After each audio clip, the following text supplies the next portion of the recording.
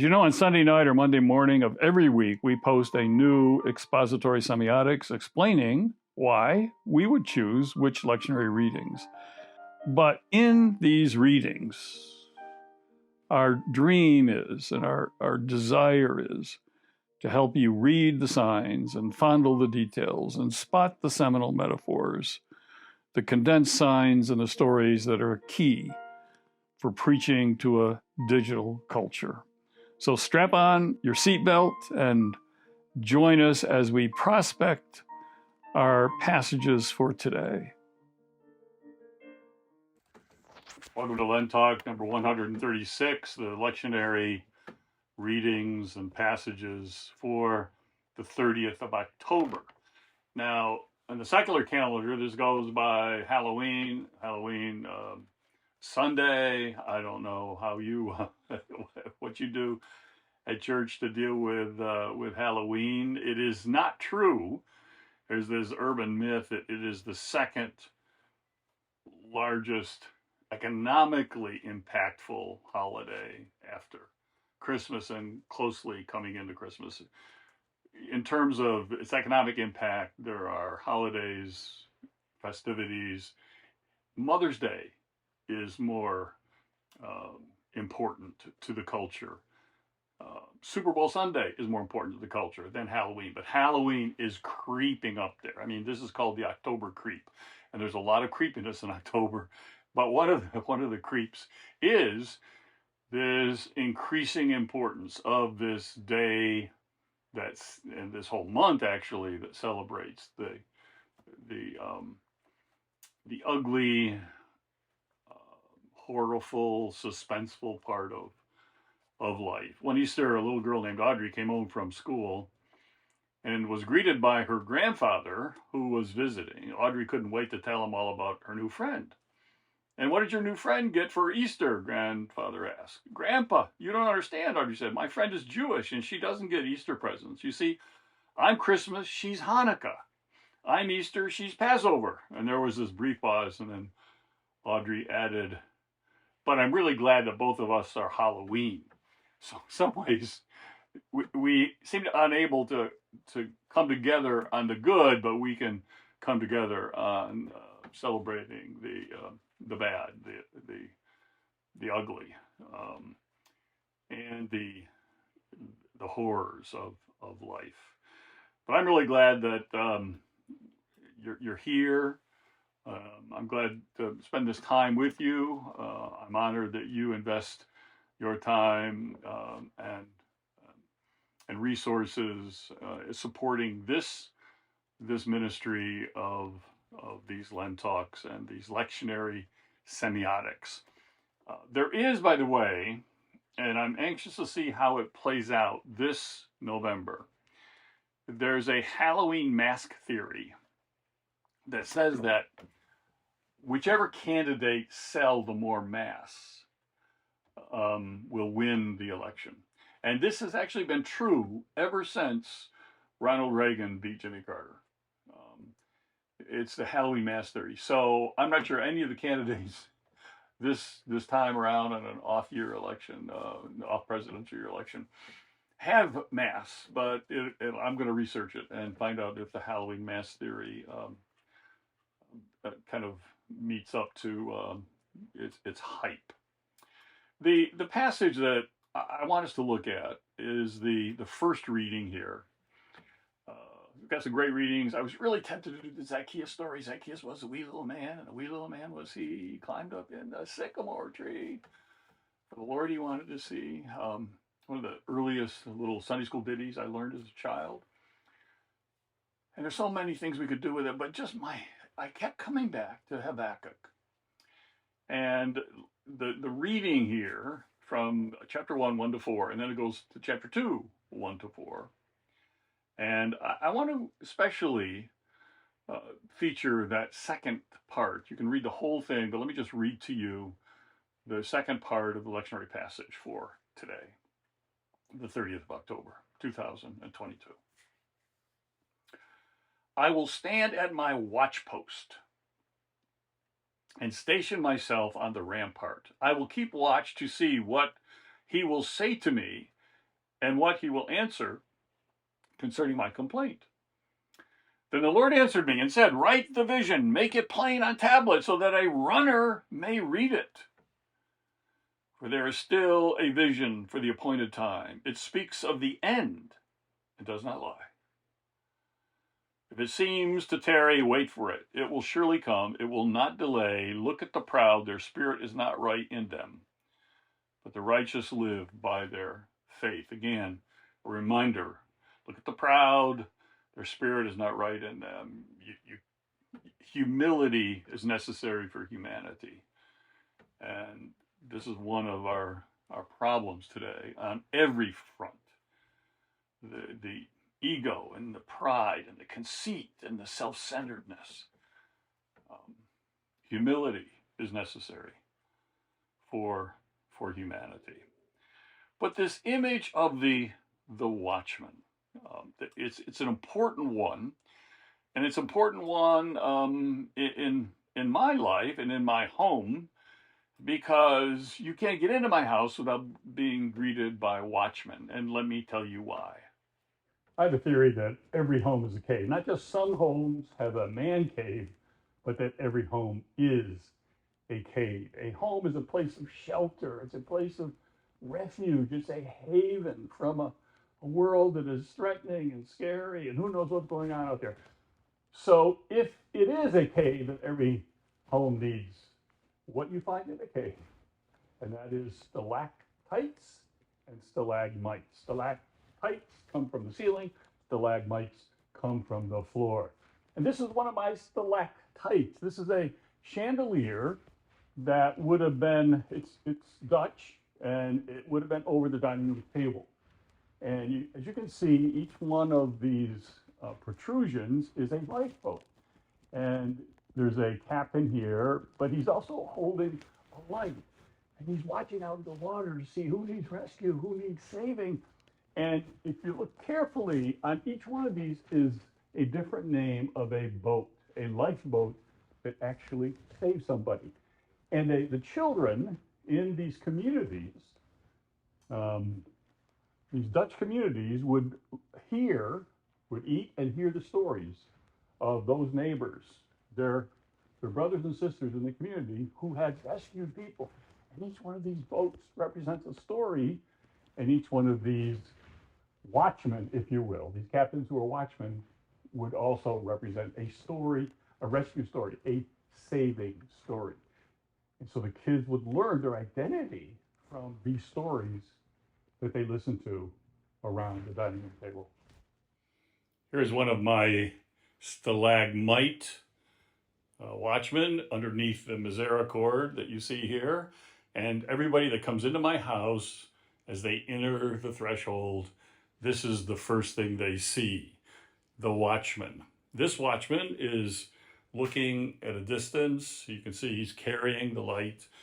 And this is one of the models. This is a Black Forest, more of a German watchman that greets everybody that enters the Sweet household. This is the stalagmite that greets people as they come in and out of my studio.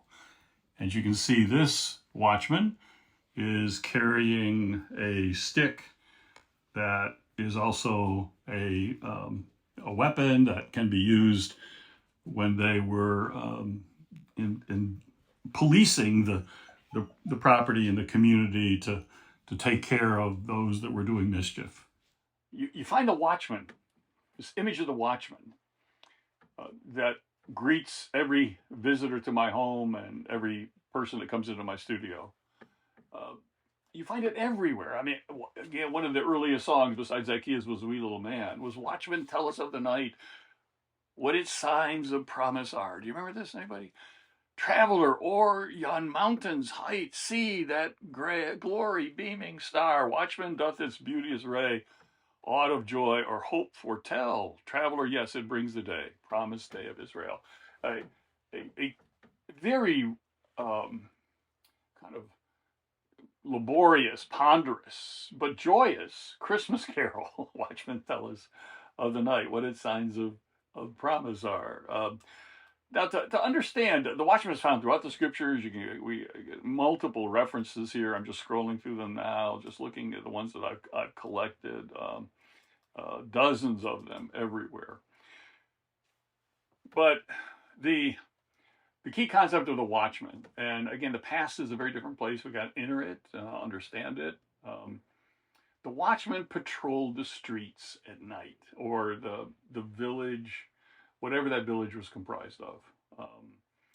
And the watchmen they were kind of neighbors that would help to make sure that they didn't have police forces back then. So you would make sure that the village was secure and the encampment was safe. When they started building homes that had locks on the doors, the watchman would actually, part of the watchman could go to any home and make sure the front door was locked. If he saw anything strange, he would go and just literally, so you'd expect during the night to hear, if anything they thought was awry, you'd expect to hear somebody checking your door, because the watchman would check your door to make sure that everything is okay. And of course, if the door wasn't locked, you'd be greeted by the watchman, which they got to lock your door. The Lord of the Rings, Game of Thrones has brought back the character of the watchman. The watchman also would just patrol the streets and the alleys and looking for signs of fire, signs of foe, signs of mischief, signs of things that didn't belong. Much of the night watchman mythology can be traced back to a story in the book of Ezekiel 33, where Ezekiel himself is appointed as a watchman for Israel by God, pronouncing that his duty is to blow the horn and sound the alarm to protect the people. As the Bible puts it, the role of the watchman is a matter of life and death. Now, as time went on, we're talking now in the last 500 years, maybe a little more. In the medieval period, you started to see this too. The watchmen also doubled as the Lamplighters. So the watchman also had double duty. Lamplighter later became its own profession, really its own guild. And you married, they were very protective of this, because you married into a Lamplighter family. Lamplighters had almost a guild sensibility. You were part of a guild. But the Lamplighter, they would light candles. Then they would light oil. A lot of this was whale oil lamps. And then later on, they would light the gas fixtures for the gas lights. And then, of course, when electric came, there went the lamplighter. But the lamplighter would carry ladders and wick trimmers, these very long wick trimmers, and they would, of course, carry the whale oil or whatever candles that they needed. They had a distinctive dress. They'd set out before dusk, and they were known for their cheery whistle. And they would just, because they whistled as they worked, and they would just whistle, and it was so cheery. And part of the whistling was to let the public know they were in the vicinity and that they were being taken care of. And they would return at dawn to extinguish the light. And the role of the watchman lamplighter didn't change much with the onset of gas lamps, except they had to take care not to get blown off their ladders when they went to light the bowls, since there could be a buildup of gas. It would explode. Now, the tradition of the watchman, which we are being told here, is to watch for the signs of the times and to watch for the signs of what God is doing and where God is working. In Habakkuk here, I will stand at my watch post and station myself on the rampart. By the way, there are three watchmen left in the world. One is I think it's in Lucerne. And he stands up in the bell tower, and he has binoculars. So he doesn't walk the streets. He just checks all night through his binoculars. Station myself on the rampart. I will keep watch to see what God will say to me. All of us are to be watchmen, watchwomen. We are to station ourselves every day, be on watch, on the watch, to see what God is doing and what God wants to say to us. Now, the ultimate thing we are to watch for, of course, is Jesus. I mean, this is our major mission in life, is to look for what Jesus is doing, where he is, so that we can join him in what he's already up to. But that in some ways that begs the question, okay, but how do you know it's Jesus? And this has been one of the great theological challenges of all of Christian history. How do we recognize the signs of Jesus? How do we watch? What do we watch for? If we're to be watchmen and to light the lamps of his presence, of course, the lamp is the scripture itself, and that helps us to know what to watch for. But if we're to point people to the scripture and thy word is a lamp unto my feet and a light unto my path, how do we, and we're to light the lamps of truth and Jesus' presence, but how do we know what to watch for? And this has been a huge theological, it has consumed the minds of some of our best theologians throughout history. And it finally came, I think, its best expression of how do you know it's Jesus? When you're watching and you're looking, how do you recognize that it's Jesus? Remember the greatest problem the disciples had? Every single post-resurrection appearance, they failed to recognize him. It's our problem today. How do we recognize him? How do we know where to look?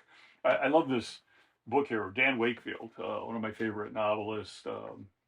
He's now 90, still active, still writing, an incredible mind. But a long time, right after the concept of political correctness came out, he decided to write a book. Now, I forget the date of this. When was this? This is 2004. This helped inspire, one of the things that inspired my book, The Bad Habits of Jesus. This is called Spiritually Incorrect, Finding God in All the Wrong Places. Okay, My Bad Habits of Jesus book was kind of inspired by what Dan Wakefield is. He's an essayist, a novelist, a playwright, screenwriter. Some of you have gone to see some of the plays that he's written that he's screened for Hollywood, and that's one of our problems, is that we're looking for Jesus in what is you would think would be the right places, but are actually the wrong places. And if you just look at his chapter titles here, you get an idea of the places that maybe we ought to be looking. He looks at people toward the end, and spiritually incorrect lives, he calls it. And then he talks about spiritually incorrect outlooks, people that are hearing voices, people that are in poverty, and people that are wealthy, women especially. He talks about the coffee house as sacred space. He talks about looking at places like Pentecostalism, or even looking in places that are seen as New Age or in new opportunities. I mean, I could go on and on.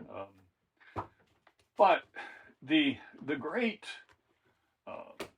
understanding here of how do you recognize Jesus came, kind of the greatest achievement of medieval scholasticism, and as they attempt to theologize where do we find Jesus, came with Aquinas. And Aquinas talks about the three transcendentals of being, that if you're going to find Jesus,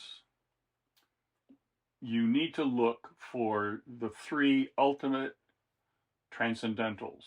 In other words, the evidences of the transcendent. And those three evidences of the transcendent, he argues, And there was Duns Scotus was before him, paving the way. But even you got Genesis 1 stating this almost explicitly. You look for three things. You look for beauty, goodness, and truth. Those are the three transcendentals of being: goodness, beauty, and truth.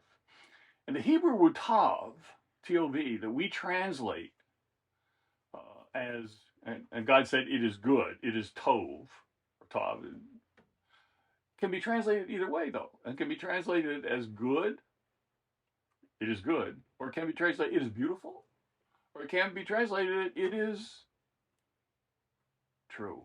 It is truth.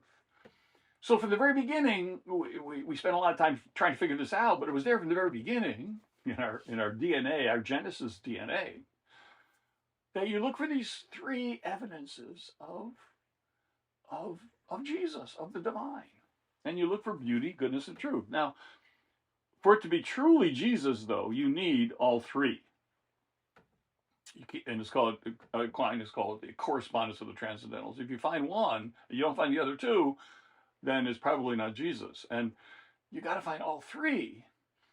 And all three together, when all three are present, that's how you know the beauty of Jesus versus the beauty of Hollywood.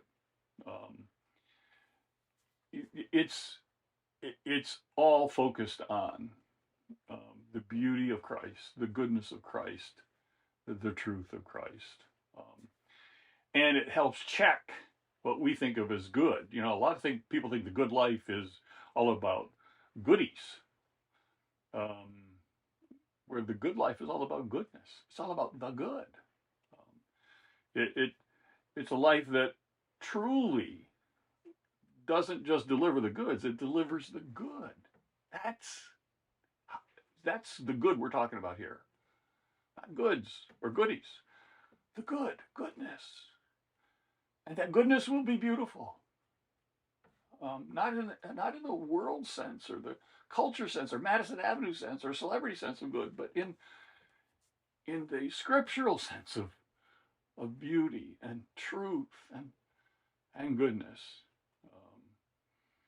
In the Sufi tradition, there is a threefold break on what came out of your mouth. Is it true? Is it necessary? Is it kind? For the Christian, is it true? Is it good? Is it beautiful? And that's the filter. And if it doesn't pass that filter, then something is wrong. I can't say it any better. Put it together in any shorthand. Better shorthand than this. Okay. What is the mission of life? What is the mystery of existence in 6 words? Are you ready? The beauty of truth is goodness. The beauty of truth is goodness. Those are all three transcendentals that are synergized and synchronized. Took me many years to discover how something that simple can be that profound. Beauty is a byproduct of the pursuit of truth, which is living a life of goodness. And so they're all related. And when you see, that's what we're watchmen and watchwomen for. We're watchers.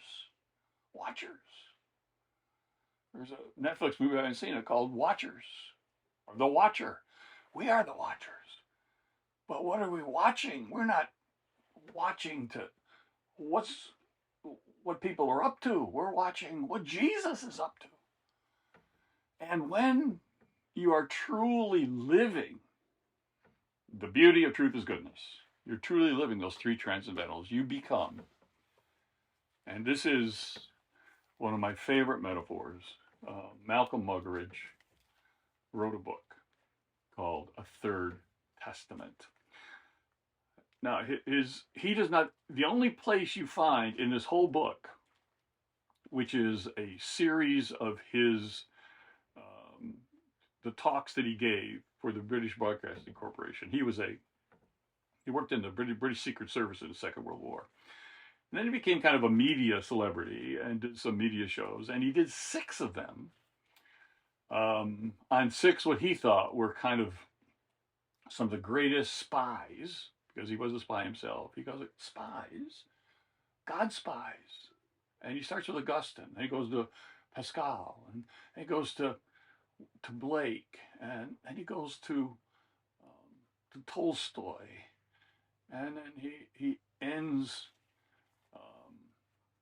Who did I forget? He ends with Dietrich Bonhoeffer, but he's got another one in here.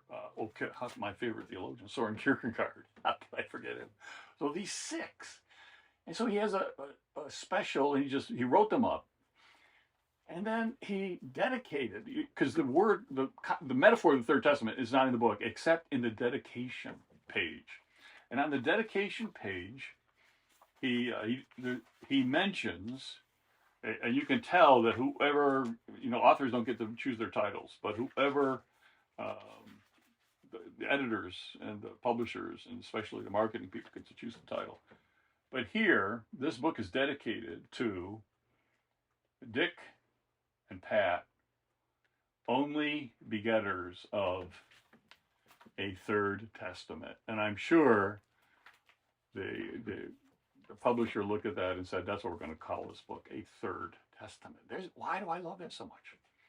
Because when you live this life of beauty, truth, and goodness, see, 2 is an incomplete number. You have a First Testament, you have a Second Testament.